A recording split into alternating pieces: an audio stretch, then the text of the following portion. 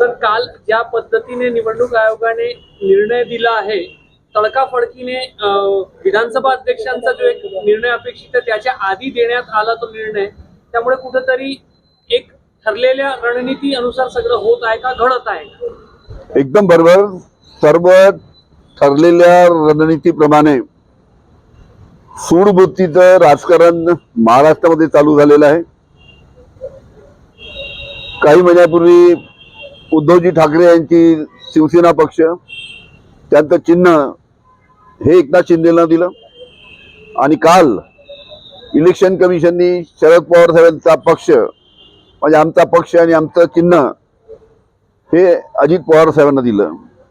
हे सगळं ठरवून चाललेलं आहे. पण सर्वांना माहित आहे, सर्वांना कल्पना आहे की राष्ट्रवादी काँग्रेसची स्थापना कोणी केली, राष्ट्रवादी काँग्रेसचं चिन्ह कोणाचं आहे, राष्ट्रवादी काँग्रेस पक्ष महाराष्ट्रात आणि महाराष्ट्राच्या बाहेर कोणी वाढवला. जे आज आमच्यातनं दूर गेले त्या सर्वांना अनेक वर्ष 15-15, 20-20 वर्ष मंत्रिपद कोणी दिलं.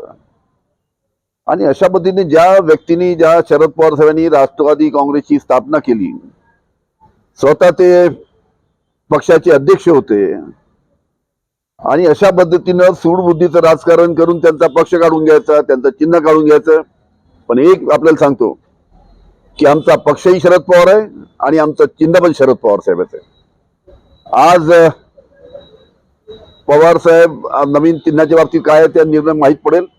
पण तुम्हाला सांगतो, महाराष्ट्रामध्ये शरद पवार साहेब, उद्धवजी ठाकरे आणि राहुलजी गांधी काँग्रेसच्या माध्यमातून जे महाराष्ट्रामध्ये फिरतील तर एक वातावरण त्या निमित्तानं महाराष्ट्रामध्ये तयार होईल, अशा प्रकारची परिस्थिती आहे.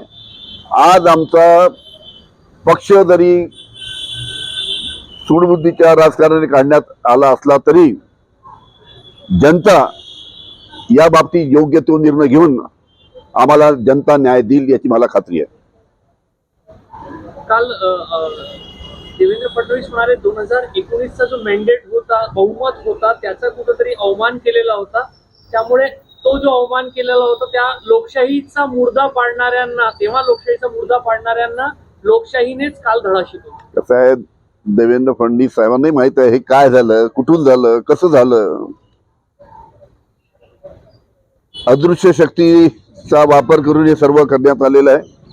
हे सर्वांना माहित आहे. आता काहीतरी सांगायचं, काहीतरी लोकांच्या समोर आपली बाजू मांडायची या पद्धतीनं काही वक्तव्य कोणी करत असतील तर हे महाराष्ट्रातील जनतेला त्या निमित्तानं संपूर्ण माहित आहे की कशा पद्धतीने शिवसेनेच्या बाबतीत झालं, कशा पद्धतीनं काल राष्ट्रवादीच्या बाबतीत झालं. हे सर्व महाराष्ट्रातील जनतेला माहित आहे आणि योग्य वेळी महाराष्ट्रातील जनता ज्यांनी हे काही घडवलं त्याला शिक्षा केल्याशिवाय राहणार नाही, अशा प्रकारची परिस्थिती पुढील काळामध्ये येणार आहे. आता जे राहिलेले आमदार आहेत तुमच्यासोबत, ते चिन्ह आणि पक्ष गेल्यानंतर त्याच्यामध्ये काहीतरी अस्थिरता निर्माण होईल असं वाटतं, चित्र काहीतरी वेगळं असेल. परत कुठेही अस्थिरता नाही. अस्थिरता कोणामध्ये? अस्थिरता आहे सगळ्यात आज पाहिलं तर जे भारतीय जनता पार्टीमध्ये जे भारतीय जनता पार्टीचे आमदार आहेत त्यांच्यामध्ये सर्वात जास्त अस्थिरता आहे. कारण की त्यांना माहित आहे की आम्ही पक्षाच्या माध्यमातून पक्षाच्या चिन्हावर निवडून आलो, पण बाहेरचे लोक आले ते पंक्तीत बसले पाहिजे आणि आमचा नंबर नाही लागला. त्याच्यामुळे सर्वात जास्ती जे नाराज जे आहेत ते भारतीय जनता पार्टीचे आमदार आहेत आणि बाकी जे काही आमिष दाखवून जे तिकडे गेलेत ते सुद्धा आमदार नाराज आहे. आमचे अनेक आमदार संपर्कात आहेत.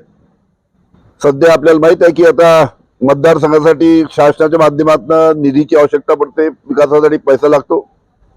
त्यासाठी आपल्या मतदारसंघामध्ये काहीतरी विकासाची कामं झाली पाहिजे यासाठी अनेक आमदार शासनाच्या जवळ आहेत. पण जशा जशा निवडणुका जवळ येतील हे आमदार एक एक करून परत त्यांची घर वापसी चालू होईल, ही सुद्धा आपल्याला मी वस्तुस्थिती सांगतो. अनेक आमदार आमच्या संपर्कात आहेत आणि वेळ आल्यानंतर हे आमदार हळूहळू आमच्या परत पवार साहेबांकडे येतील. अनेक आमदार पवार साहेबांना सुद्धा भेटून गेलेत, जयंत चव्हाणांना सुद्धा भेटून गेलेत आणि अनेक आमदार जी या पद्धतीने घर वापसी त्या निमित्तानं पुढील काळामध्ये होणार आहे. लोकसभा निवडणुकीच्या पूर्वी हे सगळं झालेलं आहे, त्याच्यामुळे काहीतरी परिणाम त्या निवडणुकांवरती होतील. कसं आहे, आम्ही सक्षम आहोत. मी पहिले सांगितलं, आमचा पक्षही शरद पवार, आमचं चिन्हही शरद पवार. जे काही आमच्या पक्षाचं नाव राहील, जे काही आमच्या पक्षाचं चिन्ह राहील, ते पक्षाचं चिन्ह घेऊन आणि पक्षाचा झेंडा घेऊन आम्ही जनतेसमोर जाऊ आणि जनता 100% आम्हाला न्याय देईल.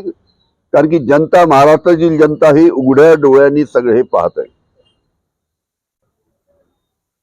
त्या माझ्या मतदारसंघामध्ये पारटसिंगा या गावामध्ये आज भारतीय जनता पार्टीच्या माध्यमातून एका महिला मेळाव्याचं आयोजन केलेलं आहे.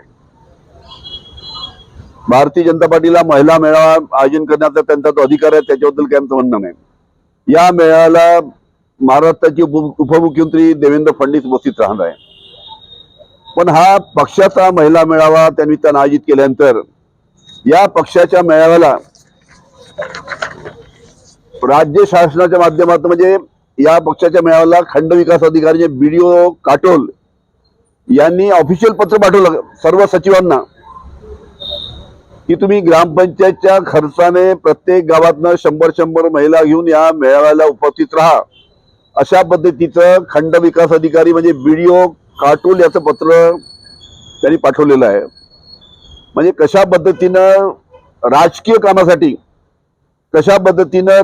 कामासाठी शासकीय यंत्रणेचा वापर करण्यात येत आहे, याचा हा अतिशय जागता नमुना आहे.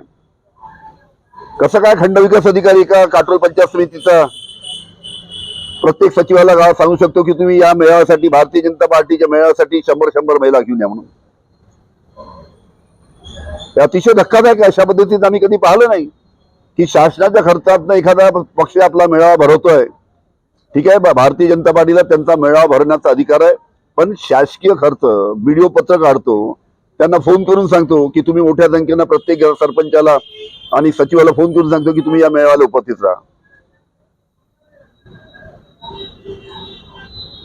याला आमचा विरोध आहे आणि ज्या कोणत्या व्यासपीठावर आम्हाला संधी मिळेल त्या व्यासपीठावर हा विषय आम्ही मांडू.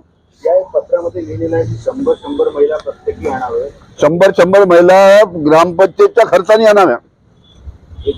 म्हणजे 100 महिला ग्रामपंचायतच्या खर्चाने या भारतीय जनता पार्टीच्या या महिला मेळाव्याला आणाव्या, अशा पद्धतीचा आदेश खंड विकास अधिकाऱ्यांनी काढलेला आहे. त्याच्या बाबतीत निश्चित आम्ही तक्रार करूच, पण अशा पद्धतीनं आपल्या पक्षाच्या महिला मेळाव्यासाठी अशा पद्धतीनं शासकीय यंत्रणेचा वापर करणं हे अतिशय चूक आहे.